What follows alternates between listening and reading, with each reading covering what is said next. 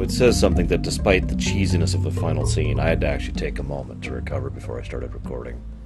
Just a few minutes of... Let's rewind a bit. So, the local Centauri are murdered on Babylon 5. I've kind of already covered this exact topic. I mean, I did it in just the last episode. I have nothing new to discuss there. But we do see very clearly how this mentality, the clan mentality, the line being drawn there, makes it so much easier to just go and butcher all these people. Why? Well, because they're on the other side of the line. I mean, isn't that reason enough? I mean, they said our guys look like jerks. Well, they look like jerks. The Centauri offensive force have been attacking jump gates. I don't know if I could properly explain, any better than the episode itself does, how insane that is to do. Most of you probably have played Mass Effect, right? Because it's pretty much the equivalent of someone going around and trying to knock out all of the Mass Effect relays. Pretty much one-to-one, actually. Because while there is still the capacity for some faster-than-light travel and some capacity for transit without relying on hyperspace, they kind of need that for an interstellar community to exist at all. So, you know, that's a thing. And then we have the one interesting thing about this, from a purely military perspective. I mentioned twice now, and I have a weird feeling. Obviously, I'm recording these, like, back-to-back, so I won't get your comments until, like, a couple months from now when these episodes go live. But I have a feeling when these previous episodes go live, I'm going to have people arguing with me that the Centauri aren't in as bad a position as I painted. And truthfully, I could see the merit of such an argument. After all, A, like I mentioned earlier, the Centauri have been full war production this whole time, but B, and this is important, they aren't really fighting a unified force, not the way they should be. They pretty much outlined this in the military strategy meeting. You know, oh, well, you know, the Darn will not listen to these people, and these people not listen to these people, and the Drazi will... Oh my god. Ugh, the Drazi will not listen to anybody. You know, just all of this mess, right? So we're not actually fighting as a unified force against the Centauri, although that still means, for various reasons, the Centauri are screwed. But I bring this up because the one military hope the Centauri would have would be to politically and diplomatically divide their enemies, and then to try and piecemeal attack one by one, if there was an actual goal in mind. Now, Sheridan is a bit of an idealist. I've said this many times. He is, in fact, someone who is of the military ideal. He outlines the military ideal pretty much word for word. Precision, strikes, you know, cut off their military capacity to function and prosecute a war, and go, no civilian targets. Like, I forget exactly how he phrases it, but he phrases it pretty much perfectly. Military ideal, right?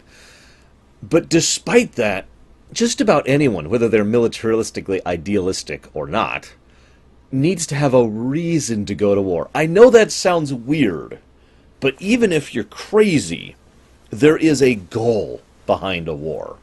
There is a purpose behind it.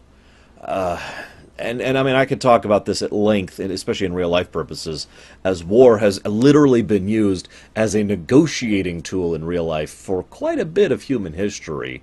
Never mind, you know, the many times war has been used as a conquering force. Like, that's what we most often associate it with, I've noticed. Maybe this is just me, or the people I talk to, but when you think of a war, you think of a conquering war. Aha! Conquer, conquer, conquer. And if I were to speculate, I'd say that's a lot because of World War II, the last truly large-scale war we've had in human history, and, well, we'll see how that goes. And the fact that that was a war of conquest. You know, not the Nazi regime, fascist Nazi Germany, was stomp, stomp, stomp, stomp, stomp, stomp, right? But war has to be done, whether it's for economic reasons, or denial reasons, or pushing someone to the negotiation table, or maneuvering against someone else, or because you're allied with someone. There is a purpose to war. I know that sounds horrible, but it's true. And so they all wind themselves up trying to figure out what the heck is the purpose of this war. It's actually funny to me in its own right that it took them this long to figure out what's going on. Because as I've already told you guys what the purpose of the war is. The purpose of the war is to smash the Centauri. But I'll get more to that later. I mentioned earlier that Sheridan lines out the military ideal. Well, whether you agree with the military ideal or not, if you believe in concepts such as cold calculus and the idea of sacrificing civilians to adhere to military stratagems, whatever. Generally speaking, pretty much the exact opposite end of the spectrum of the military ideal is, we will have our revenge, which, actually, excuse me, I wrote it down word for word, it's, we must have our revenge, is actually what the Drazi general or admiral, whatever, says. Flat out. We must have our revenge. No arguing. No, like, we're doing this for conquest, or, no, revenge! Although it is worth noting, and it's pointed out in the episode, that the Drazi would benefit tremendously economically from going to war. That's the Drazi's reason to go to war. Revenge for the attacks, and economic dominance. What's the Narn's reason for going to war? I don't think I even have to tell you that one. You get my point, though, right? It's messed up. And the funny thing is you can see all the dominoes lining up piece by piece as all of this just kind of dissolves into a mess. Also, really quick, oh my god, it was really nice seeing Robin Sachs back as Nakan, I think? He was the Narn general. It's just always great to see him. It still hurts just a little bit, but it's still awesome to see him on camera. Anyways. So, Londo outlines his strategy of going after the Regent. And the funny thing is, Londo was completely in the right. No, seriously, Londo's strategy was absolutely valid. And his methods totally would have worked under other circumstances. This is probably the one and only thing the Drakh do that is actually properly subtle and conniving. Basically, everything they've been doing to manipulate the circumstance has been base and obvious. Everything they've been doing falls apart under even a little bit of scrutiny. The only reason it's worked is because most people involved aren't interested in listening. I've given my opinion many times about the whole witch hunt, anti-Centauri thing, for the last, 5 episodes, so I'm not going to reiterate that yet again. But it is my opinion that if that mentality did not exist, the Alliance would be more willing to look at the actual evidence and actually piece things together and be like, oh, okay. Yeah, no, that's not cool. Because the Drakh have been so blatant in their false flag operation. I'm reminded, quick aside, of Dragon Age Awakening. I don't remember the exact details. It's been a while since I've played it.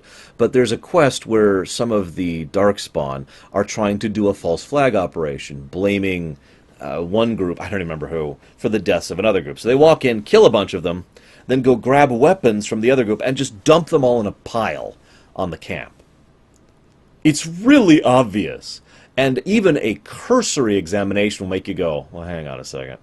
And then any kind of proper examination will lead you to, no, this is faked. And that's exactly what's been happening over and over and over for every episode up until now.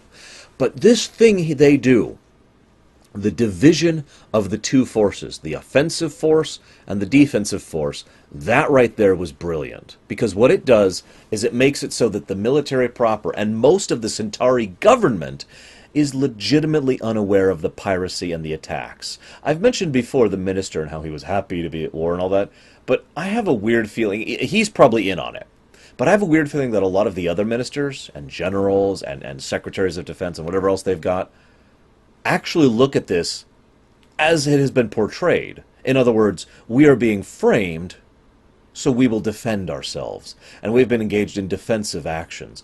Even that attack that happened on the convoy last episode, you remember when the fighting actually broke out? That was a defensive fight for the Centauri. The Drazi, I think it was. It was an alliance fleet. We're like, we're going to board you and take your ships. And the Centauri said no, and defended themselves. Who shot first almost is irrelevant at that point, because that is still a defensive action. And I bring that up because that cuts Londo off right at the knees. He no longer has any political sway, clout or power, because everyone thinks that he's wrong, that they're right. Why would we move against the Regent? We're defending ourselves. These people, the rest of the galaxy is trying to carve us up, and you're talking about peace? No. The Regent is right to try and mobilize our defensive forces and to take this hard line and be willing to go to war against the Alliance, because the Alliance declared war on us, not the other way around. So then Londo has a dream. As ever, I would love your guys' thoughts on the dream. Legit? Not legit? So here's the thing. I've heard, or I shouldn't say heard, that's actually inaccurate. I've never heard anyone say this, but I can perceive the argument that it is not a dream because the specific Drakh that we've actually seen before and will see in the future, spoiler alert, who shows up in the dream, right? Ergo, it has to not be a dream because it's that Drakh. But, as I just pointed out, we've seen that guy before. Londo encountered him personally when he saved his life, remember? So it's actually entirely possible that that's just Londo dreaming about a particular face who's become the face of whatever's going on in the machinations of the court and the inner palace. And that's up to you guys. They never, to my knowledge, actually definitively answer what's going on here. Now, we know Londo doesn't have a keeper right now. I don't think that's really a spoiler. But we know Londo does not have a keeper at this point in time. So maybe it's just a dream? I mean, we do know that the Centauri have a little bit of a prophetic thing going on. Or it could just be the fact that he feels horrified and powerless in his own home, which he's felt for some time now. So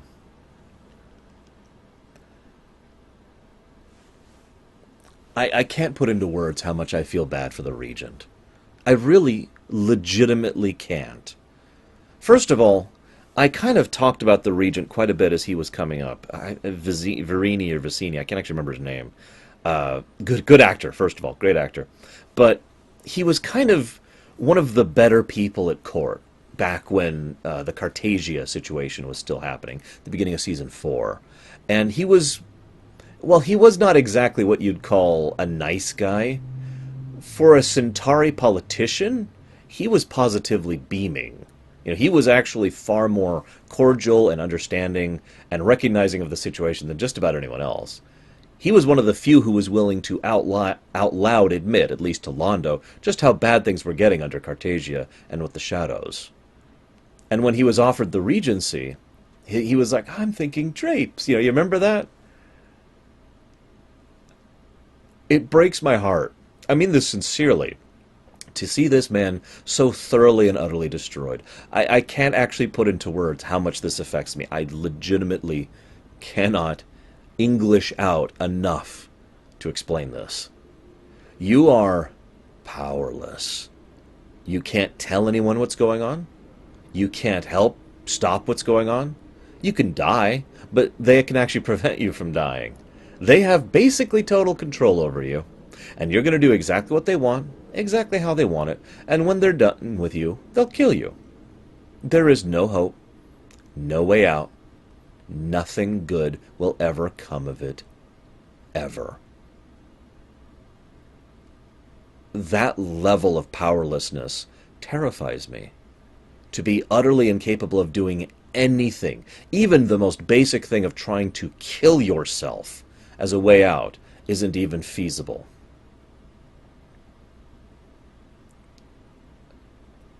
And I mention this as well because through the Regent, we're going to get a very keen insight into the future of Londo Mollari. And again, no spoilers there. We know he's going to get a keeper in the future. We've already seen that future. Yeah. So, quick aside. Franklin and Lita.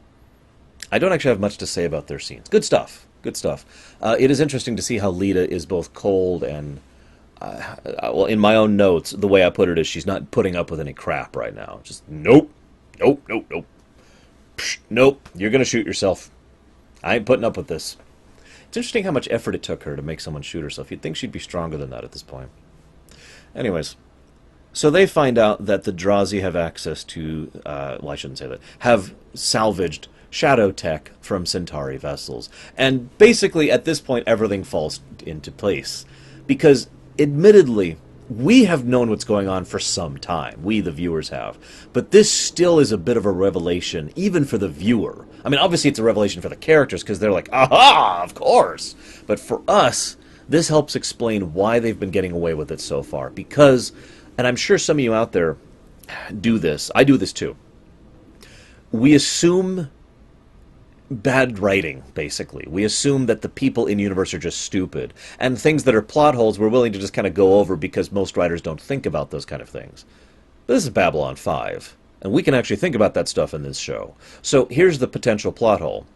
If there's a whole faction of a significant number of Centauri warships, I mean, it's not just the ships, right? Ships need crew.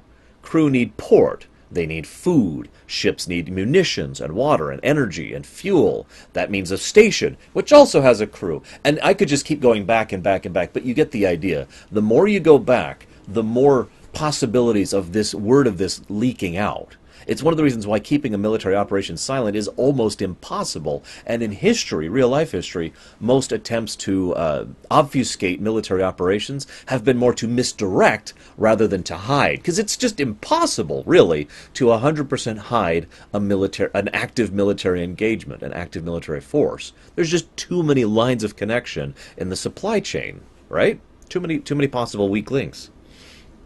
So how in the hell has it been that this whole time they've been able to keep this quiet, that the inner court legitimately believes that this is a defensive war? Now, some people, I'm going to say this from my perspective rather than assuming others, actually, because I've talked to others about this show, but let me just give you my perspective. From my perspective, the most obvious answer, other than just bad writing or just kind of hand-waving it, is the idea that a significant amount of the Centauri are in on this. But truth be told, that still doesn't make sense. I could see a few Centauri being in on this. I'm sure there are a few in on this. I've already given my theory that Minister Guy is in on this, but not enough. Not enough to really do this. This is the kind of thing that the Centauri don't do. This is the kind of thing that anybody with a brain will recognize is going to be a problem. And I remember how I mentioned that whole, you don't question orders mentality. Well, the thing is, the Centauri do question orders. It depends on the specific circumstances and interpretation of those orders and the manifestation of how they are presented. I mean, there are political intrigues in the Centauri court. There are disagreements. There are bypassing. And if you are basically sabotaging the entire war effort for the sole focused purpose of screwing over the Republic, someone's going to get into on that. Someone in that is going to bring that up or get news out, and then it's going to start falling apart. Unless there's no people involved. I posited the question several episodes ago. I don't remember when. It was when Lanier was watching the show. What do you think of the people? Do they know their orders? Do they know they're firing on civilians? Do they care? Are they just following orders? We now know the answer to that. There are no people on those ships. And that really is the final puzzle piece, because that wipes away all doubt and possible plot holes with what's going on. Because now we know that the Centauri really are effectively innocent in this affair. And that just makes what happens next sting even more.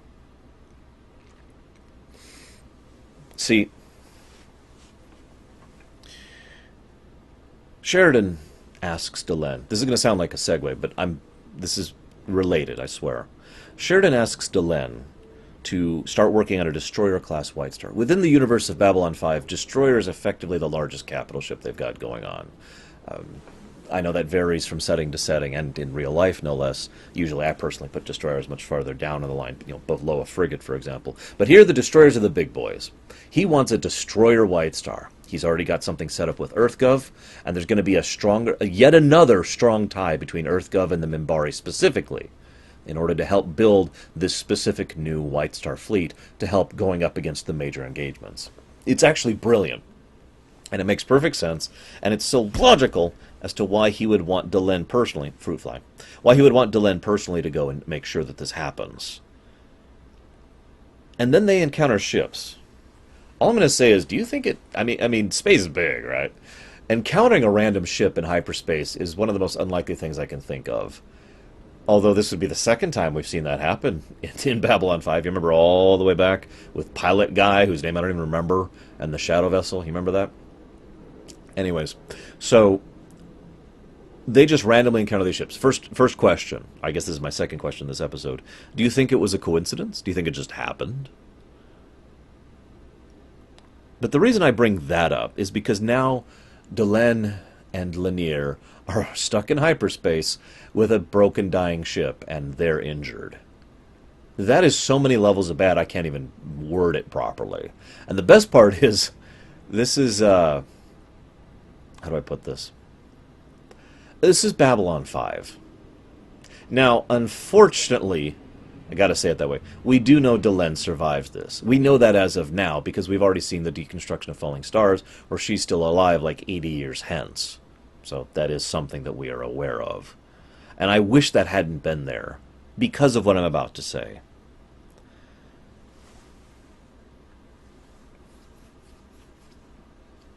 So often in fiction, there's the last-minute rescue. It's actually so common that some people hate it just for seeing it. You know, oh yeah, you know, no. And some people think it takes all drama or all tension out of the scene, because of course the bad guys are going to make it. And of course they're going to escape the explosion at the last second, right? And it's a very, very common trope. And it's obvious to see why. And in my opinion, it can be executed well. The idea of, yeah, and just rolling in at the last moment and saving the day. It's kind of the concept of the, here comes the cavalry kind of idea, right? So often in fiction, there's this ticking clock, and we're racing against it. Sheridan's taken the White Star Fleet there. Garibaldi's getting a hold of them. Londo has discovered the plot, and he's going to be able to deal with this. It's okay. We've got 3 separate main characters working on this. And in just about any other work of fiction, those main characters would totally succeed and save millions of Centauri. But no, this is Babylon 5. As much as the last scene, the directing of it is frankly goofy, with the sudden zoom in on the 3 characters watching, the severity of that moment still hit me like a ton of bricks, because no, they didn't make it in time. They didn't save the day. Millions of Centauri are actively dying for petty vengeance. Because that is why the Narn are at war, and that is part of the reason the Drazi are at war, and that is why the Drakh have engineered this war. All 3 factions who are trying to pummel the Centauri people are doing so to punish millions of civilians on a homeworld. One of the things B5 helps emphasize, and this is kind of unusual for a science fiction setting, is that the population of the homeworlds and the population of like every other planet, colony worlds and settlement worlds and mining worlds, is hugely disparate. You know, you got billions on the home worlds, and then you've got like a few 100,000 or maybe a million on the colony worlds. And they've made this point several times. So if there's a location, if there's a center of civilian life, it is on the home worlds.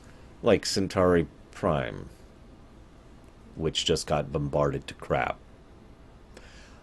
I'd call it appropriately, dramatically ironic if it wasn't so goddamn horrifying. And you know why it's happening? Why all those people are dying? That individual guy who was walking across the street to go buy a frickin' loaf of bread that day, you know why he died? Because he was on the wrong side of the line. Because the Drakh wished to punish the Centauri. And this will actually be discussed in the future, so I'm skipping ahead a little bit in my notes. But, you know, the Drakh wanted to punish the Centauri and punish Londo. So that guy for the Drakh was on the wrong side of the line. What about the Drazi? Well, we know what they're willing to do to the Centauri. What about the Narn? I don't even need to say anything about that, do I? That guy, who I just made up, isn't actually part of it. But you can picture it, can't you? Picture the individual lives. Pull Morden effect into this. Think about the individual lives who are being snuffed out, who are being burnt into a crisp, or worse, are surviving with nothing left, with a burnt-out husk of a home and a destroyed workplace. Nothing left to make a go of it. Why are their lives wiped out or destroyed? For no other reason that they are on the wrong side of the line.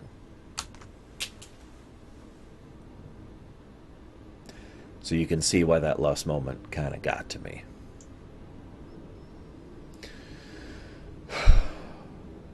There's going to be some fallout from this one. and we'll see what happens next time.